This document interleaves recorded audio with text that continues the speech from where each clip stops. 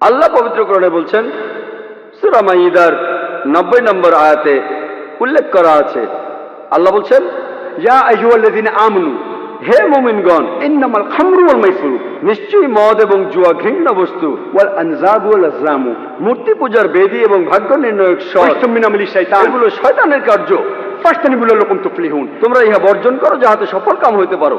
আল্লাহ এখানে আমাদের বলছেন যে মদ্যপান, জুয়া খেলা, হাত গণনা করা, মূর্তি পূজা, এই সব কিছুই শয়তানের কাজ, এগুলো থেকে দূরে থাকো যাতে সফল কাম হতে পারো।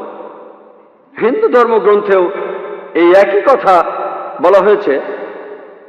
মনুস্মৃতি পড়লে দেখবেন 9 নম্বর অধ্যায়ের 235 নম্বর অনুচ্ছেদে হিন্দুইজমে অ্যালকোহলকে নিষিদ্ধ করা হয়েছে। বলা হয়েছে যে একজন পুরোহিতের হত্যাকারী, একজন মদ্যপ, একজন চোর, যে শিষ্য তার গুরুর কথা অমান্য করে, এই চারজনের সবাই আলাদাভাবে তারা গুরুতর পাপে পাপী। এর কয়েকটা অনুচ্ছেদ পরে মনুস্মৃতির 9 নম্বর অধ্যায় 238 নম্বর অনুচ্ছেদে এই লোকগুলো শাস্তির বিধান দিয়েছে। বলা হয়েছে এই পাপী লোকগুলো কেউ তাদের সাথে খাওয়া দাওয়া করবে না, কেউ তাদের জন্য কিছু উৎসর্গ করবে না, কেউ তাদের জন্য কিছু করবে না, কেউ তাদের বিয়ে করবে না, তাদের এই পৃথিবী থেকে বাদ দেওয়া হবে, সব ধর্ম থেকে তাদের বাদ দেওয়া হবে। হিন্দুইজমে অ্যালকোহল পান করার শাস্তি হলো কেউ তাদের সাথে খাওয়া দাওয়া করবে না, কেউ তাদের উদ্দেশ্যে কিছু পড়বে না, কেউ তাদের জন্য কিছু উৎসর্গ করবে না, কোনো মানুষ তাদের বিয়ে করবে না, তাদের সব ধর্ম থেকেই বাদ দেওয়া হবে, এই পৃথিবী থেকে বাদ দেওয়া হবে। ইসলাম ধর্মে এত কঠিন শাস্তির কথা বলা নেই।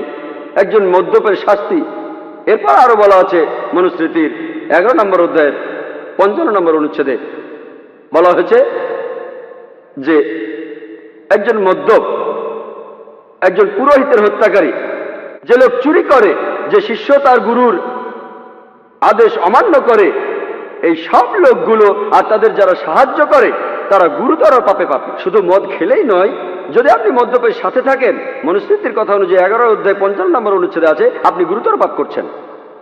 মনুস্মৃতির 11 অধ্যায় 94 অনুচ্ছেদে আছে যে মদ তৈরি করা হয় চাউলের ময়লা থেকে, চাউলের ভেতরের ময়লা থেকে, আর ময়লা জিনিস খারাপ। তাহলে একজন পুরোহিত, একজন রাজা বা একজন সাধারণ মানুষ মদ পান করবে না।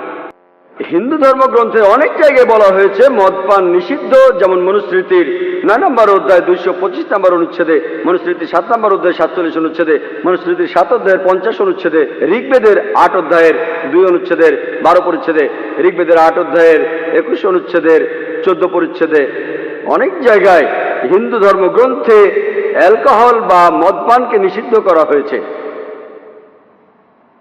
2 নম্বর পয়েন্ট, সূরা মাইদার 90 নম্বর আয়াতে উল্লেখ করা আছে, ইয়া আইয়ুহাল্লাযীনা আমানু ইন্নামাল খামরু ওয়াল মাইসিরু, নিশ্চয়ই মদপান এবং জুয়া ঘৃণ্য বস্তু। হিন্দু ধর্মগ্রন্থে জুয়া খেলাকেও নিষিদ্ধ করা হয়েছে। যদি আপনারা ঋগ্বেদ পড়েন 10 নম্বর অধ্যায়ে 34 অনুচ্ছেদে 3 পরিচ্ছেদে বলা হয়েছে যে একজন জুয়ারি, সে বলছে যে তার স্ত্রী তাকে ত্যাগ করেছে, মা তাকে ত্যাগ করেছে। আরো বলা আছে যে কেউ এমন লোকের সামনেও আসে না। কয়েকটা পরিচ্ছেদ পরেই ঋগ্বেদের 10 অধ্যায়ের 34 অনুচ্ছেদের 13 পরিচ্ছেদে বলা হয়েছে যে তোমাদের ভাগ্য নির্ণয় করো না, বরং তোমাদের জমি চাষ করো, তুমি যা আয় করো তা নিয়েই তুমি সন্তুষ্ট থাকো।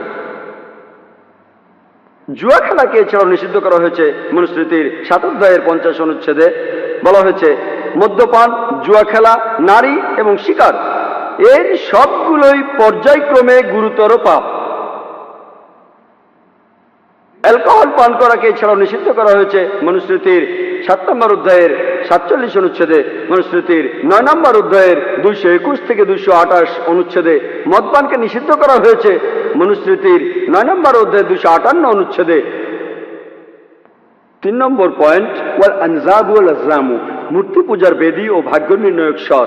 মূর্তি পূজা নিয়ে আমি আগে কথা বলেছি।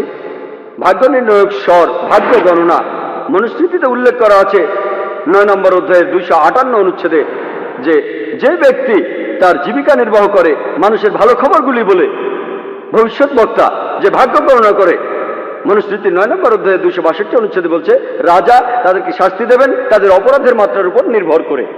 এমনকি ভবিষ্যৎ বলে দেয়াকে ভাগ্য গণনা করাকে নিষিদ্ধ করা হয়েছে মনুস্মৃতির 9 নম্বর অধ্যায়ের 258 থেকে 262 অনুচ্ছেদে। কোরআন এরপর বলছে, সূরা বাকারার 188 নম্বর আয়াতে উল্লেখ করা আছে, ঘুষ দিতে নিষেধ করা হচ্ছে। কোরআন বলছে, মানুষের ধন সম্পত্তি অন্যায়ভাবে গ্রাস করিবার উদ্দেশ্যে বিচারকের নিকট অর্থ পেশ করিও না। ঘুষ দেওয়া বা নেওয়াকে কোরআনে নিষিদ্ধ করা হয়েছে। এই একই কথার উল্লেখ আছে মনুস্মৃতিতে 9 নম্বর অধ্যায়ের 258 নম্বর অনুচ্ছেদে। বলা হয়েছে, যে ব্যক্তি বিপথগামী, একজন প্রতারক, একজন কর খেলাপি, এদের প্রত্যেককে 262 নম্বর অনুচ্ছেদে বলছে, রাজা প্রত্যেককে তাদের অপরাধের মাত্রা অনুযায়ী শাস্তি দেবেন। এরপরে কোরআন শূকরের মাংস খাওয়াকে নিষিদ্ধ করেছে 4টি আয়াতে।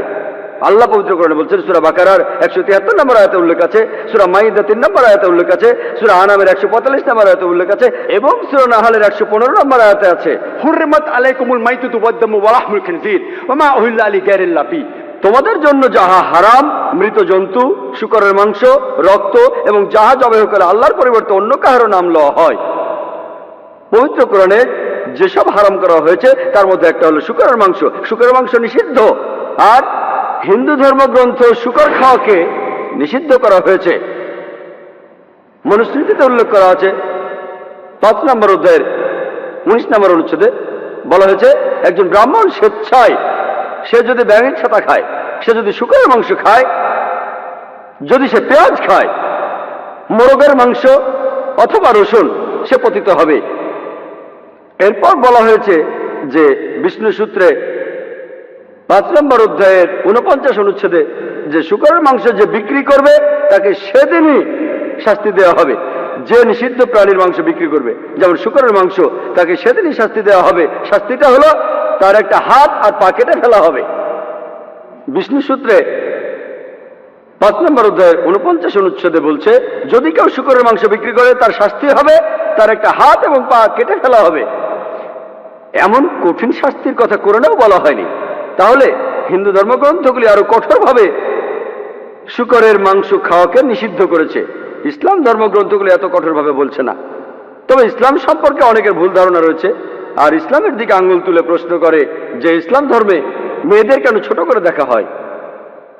যদি ভালো করে দেখেন, এখানে শালীনতার কথা বলা হয়েছে। পবিত্র কোরআনে সূরা নূরের 30 নম্বর আয়াতে উল্লেখ করা আছে, মুমিনগণকে বলো দৃষ্টি সংযত করতে এবং লজ্জাস্থানের হেফাজত করতে। যখনই কোনো পুরুষ কোনো মহিলার দিকে তাকাবে, তার মনে খারাপ চিন্তা আসলে সে দৃষ্টি নিচু করবে। পরের আয়াত সূরা নূরের 31 নম্বর আয়াতে উল্লেখ আছে, মুমিন নারীদিগকেও বলো দৃষ্টি সংযত ও লজ্জাস্থানের হেফাজত করতে। যাহা সাধারণত প্রকাশ থাকে তাহা ব্যতীত যেন আবরণ প্রদর্শন না করে, গ্রীবা ও বক্ষদেশ যেন কাপড় দ্বারা আবৃত রাখে, এবং নিকটাত্মীয় ব্যতীত যেমন তাদের স্বামী সন্তান ব্যতীত আবরণ প্রদর্শন না করে। কোরআনে এবং হাদিসে হিজাবের 6টা পয়েন্টের কথা বলা হয়েছে। কোরআন এবং হাদিসেই আছে। প্রথমটা কতখানি, পুরুষদের নাভি থেকে হাঁটু পর্যন্ত, মহিলাদের জন্য পুরো শরীরই ঢাকতে হবে। দেখানো যাবে শুধুমাত্র মুখ আর হাতের কবজি পর্যন্ত। কিছু বিশেষজ্ঞ বলেন এটাও ঢেকে রাখতে হবে। এর পরবর্তী 5টা পয়েন্ট একই রকম। 2 নম্বরটা, তারা যে পোশাক পরবে সেটা আঁটোসাঁটো হবে না যাতে শরীরের গঠন বোঝা যায়। 3 নম্বর, এই পোশাক স্বচ্ছ হবে না, এমন আকর্ষণীয় হবে না যা বিপরীত লিঙ্গকে আকৃষ্ট করে। 5, পোশাকটা এমন হবে না যে পোশাক অবিশ্বাসীরা পরে। 6, বিপরীত লিঙ্গের মানুষের পোশাক পরা যাবে না। একইভাবে যদি হিন্দু ধর্মগ্রন্থ পড়েন, ঋগ্বেদে বলা হয়েছে 8 নম্বর গ্রন্থে 33 নম্বর অনুচ্ছেদের 19 পরিচ্ছেদে বলা হয়েছে, ব্রহ্মা তোমাদের নারী বানিয়েছেন, তোমাদের মহিলা বানিয়েছেন, সে কারণে তোমরা দৃষ্টি নিচু করো, মাথা উপরে তুলো না, পায়ের পাতা দুটো একসাথে রাখো, আর তোমাদের পোশাকের মধ্য দিয়ে তোমাদের শরীর যেন দেখা না যায়। তাহলে ঋগ্বেদের কথা অনুযায়ী 8 নম্বর গ্রন্থে 33 নম্বর অনুচ্ছেদে 19 নম্বর পরিচ্ছেদে বলা হয়েছে যে মহিলারা তাদের দৃষ্টি নিচু করবে, তারা বিপরীত লিঙ্গের মানুষের দিকে তাকাবে না আর পর্দার আড়ালে থাকবে। এছাড়াও ঋগ্বেদে বলা হয়েছে 10 নম্বর গ্রন্থে 85 অনুচ্ছেদে 30 পরিচ্ছেদে যে এটা শয়তানি আর খারাপ কাজ যে যখন কোনো পুরুষ তার স্ত্রীর কাপড় দিয়ে নিজের উরু ঢেকে রাখে। তার মানে হিন্দু ধর্মগ্রন্থ অনুযায়ী বিপরীত লিঙ্গের পোশাক পরা নিষিদ্ধ। এছাড়া উল্লেখ আছে মহাবীর চরিতে 2 নম্বর অধ্যায়ের 71 পৃষ্ঠায় যে শ্রীরামচন্দ্র যখন দেখলেন পরশুরামকে, তখন স্ত্রী সীতাকে বললেন যে পরশুরাম আমাদের গুরুজন, তুমি দৃষ্টি নিচু করো আর পর্দার আড়ালে যাও। তাহলে শ্রীরাম স্ত্রী সীতাকে বলছেন, যখন কোনো গুরুজন আসবে তুমি পর্দা টানবে আর দৃষ্টি নিচু করবে। এরপর আপনারা যদি ঐতিহাসিক বিভিন্ন নিদর্শন দেখেন, সেখানে ইন্ডিয়ান মহিলাদের দেখবেন তারা পর্দার আড়ালে আছে। প্রাচীন মুদ্রা গুপ্ত সাম্রাজ্যের সময়কার, যেখানে মহিলারা, ইন্ডিয়ান মহিলারা মাথায় পর্দা দিয়েছে, সেই পর্দা কাঁধ পর্যন্ত, কারো হাত পর্যন্ত। আজকের দিনেও ইন্ডিয়ার অনেক গ্রামে গেলে দেখবেন সেখানে মহিলারা মাথা ঢেকে রেখেছে, কেউ কেউ মুখও ঢেকে রেখেছে। তাহলে যদি মহিলাদের শালীনতা ভালো করে দেখেন, ইসলাম ধর্মে আর হিন্দুইজমে বলা আছে মহিলাদের শরীর ঢাকতে হবে। এছাড়া লোকজন আরো বলে যে ইসলাম ধর্ম কেন পুরুষদের একাধিক বিয়ের অনুমতি দিয়েছে। আসলে যদি ভালো করে দেখেন, বেশিরভাগ ধর্মগ্রন্থই পুরুষদের অনুমতি দেয় তারা যতগুলো খুশি বিয়ে করতে পারে। যদি রামায়ণ পড়েন, রামচন্দ্রের বাবা রাজা দশরথ, তার 3 জন স্ত্রী। যদি বিষ্ণু সূত্র পড়েন 24 অধ্যায় প্রথম অনুচ্ছেদে, একজন ব্রাহ্মণ 4টা বিয়ে করতে পারে। যদি মহাভারত পড়েন, কৃষ্ণের কতজন ছিল স্ত্রী? 4 জন, 10 জন, 1000, 10,000। কৃষ্ণের ছিল 16,108 জন স্ত্রী। কৃষ্ণের যদি 16,108 জন স্ত্রী থাকতে পারে, তাহলে মুসলমানদের 4 জন থাকলে কি সমস্যা? পবিত্র কোরআনে সূরা নিসা 3 নম্বর আয়াতে উল্লেখ করা আছে, নারীদের মধ্যে 2, 3 বা 4 জনকে বিবাহ করো, যদি সুবিচার করতে না পারো তাহলে একজনকে করো। ইসলাম 2, 3 বা 4 জন স্ত্রীর অনুমতি দিচ্ছে, তবে সুবিচার করতে না পারলে একটাই বিয়ে করতে বলছে। যদি সুবিচার করতে পারেন সর্বোচ্চ 4টা বিয়ে করতে পারেন, তার বেশি করতে পারবেন না। ইসলামে বহু বিবাহকে কেন অনুমতি দেওয়া হয়েছে জানতে চাইলে আমার ভিডিও ক্যাসেট দেখুন, ইসলামে নারীদের অধিকার।